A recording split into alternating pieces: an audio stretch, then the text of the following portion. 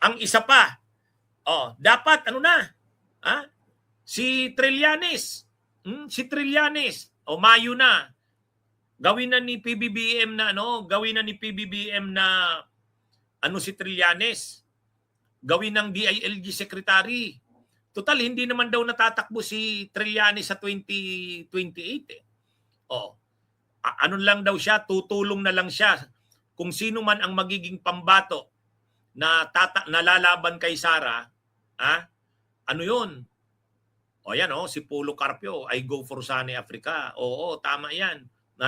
So, mga kabunyog, mga kababayan, itong si Trillanes, maganda ito, gawin talagang DILG secretary ito. Kasi itong si John B. Crimolla, ang daming mga fugitives from justice, hindi naman naaaresto eh. Si Atong Ang, hindi naaaresto. Si Bantag, ang tagal-tagal na, hindi naaaresto. Kahit si Harry Roque at saka si Saldico, hindi naman napapabalik sa Pilipinas. Kahit man lang paglagay sa Interpol Red Notice, hindi pa rin pala nakalagay sa Interpol Red Notice. Di ba? Kaya mga kabunyog, mga kababayan, dapat si Trillanes gawing DILG secretary ni PBBM.